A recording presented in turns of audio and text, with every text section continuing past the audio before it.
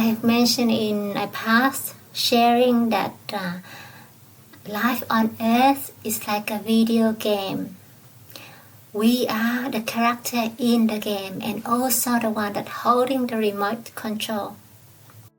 When we understand how the universe functions, how everyone was created from this transparent field of vastness and interconnectedness, we see that this body is so insignificant, like a grain of sand, compared to the true self of vastness that has no form. We no longer live from the perspective of the Madhyalila. Not yet 24/7, however, there is a growing awareness to live from the perspective of the vastness that has no form. And this vastness does not die. The character in the game dies, but the person playing the game does not die.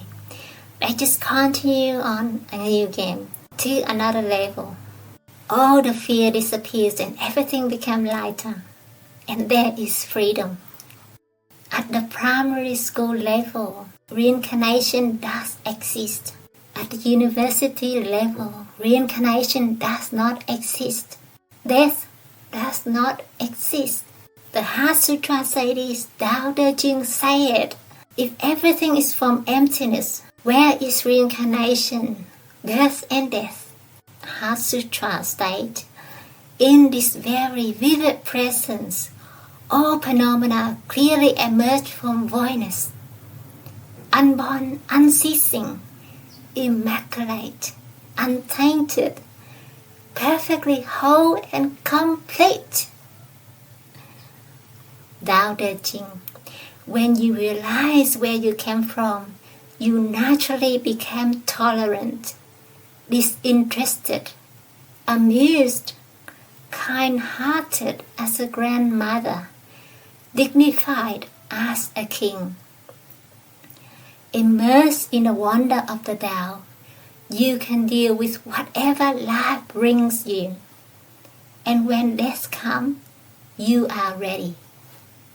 Concepts like reincarnation only exist in the 3D perspective. It helps us to evolve. As we evolve, those concepts no longer valid. Do we say the teaching was wrong? No, it was right at that stage of consciousness. The concept of north, south, east, west is valid when we are on the ground. When we are going to the moon, we cannot use north, south, east, west. If we still hold on to this concept, we will not arrive at the moon. This is why I took things lightly. In life, I sometimes bend the rule because I know they are illusions. I sometimes choose to play it at another level of wholeness, for everything is me. So there's no right, no wrong, no good, no bad. Life is as real as watching the magic show. On the stage, we see the body is being cut into 3 pieces. And we see the 3 boxes of separated parts of the body. But in truth, no cutting was made whatsoever. It has always been whole and complete.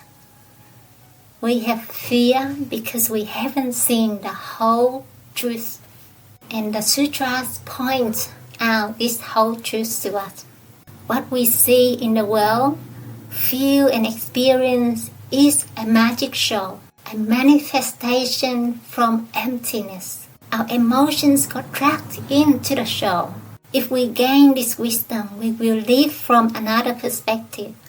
Watching the show, we know it's just an entertainment for those who need to awaken from it.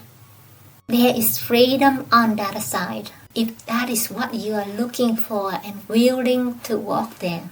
Right here on earth, among everything that is happening, there is peace, and many people are living this life. After we awaken, we realize that everything is an illusion. So there's freedom, and there is nothing to do or gain. One of the teachers shared that he used to heal others. After his deep awakening, he stopped helping people for 3 years, for he saw that the world is perfect the way it is, a magic show. People experience challenge because they need to realize something from it, to evolve from it. Helping them is like passing the examination on their behalf. And they graduate as a doctor and feel hollow inside and have no confidence in what they do as a doctor. The lockdown of the COVID waves was a big global event of fear. From a different perspective, the universe is saying, it's time you wake up. It forced many to close the door, to stop their actions, and to look within. And there has been an increase in people awakening. For me, it was the best times. It was so quiet. I spent those years learning the sutras and looked deeper within. And my life has shifted significantly. So I see that everything happens in the name of love, to lead us to awakening. This is some lines from Tao Te Ching. The world is sacred. It can be improved. If you tamper with it, you ruin it. If you treat it like an object, you lose it. There is a time for being ahead, a time for being behind, a time for being in motion, a time for being at rest, a time for being rigorous, a time for being exhausted, a time for being safe, a time for being in danger. The Master sees things as they are without trying to control them. She lets them go their own way and resides at the center of the circle. Knowing others is intelligence.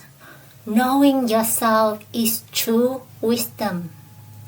Mastering others is strength. Mastering yourself is true power. If you realize that you have enough, you are truly rich.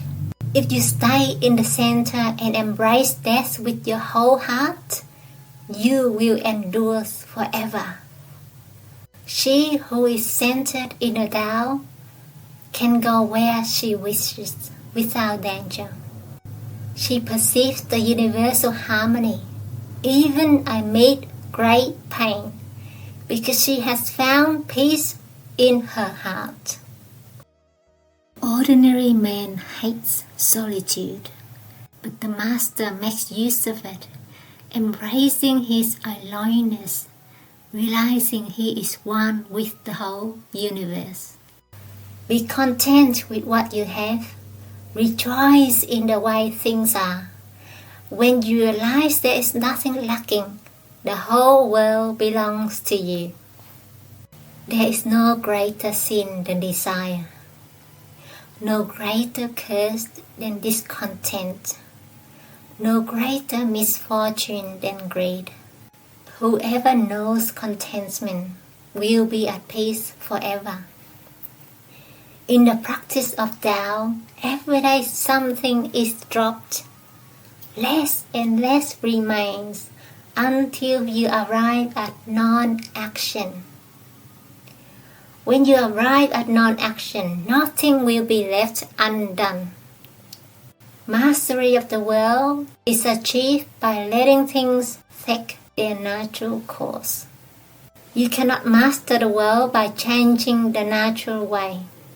Tao Te Ching and the Heart Sutra are not easy to relate to, as they express the state of living after awakening. They inspire us to walk toward living it.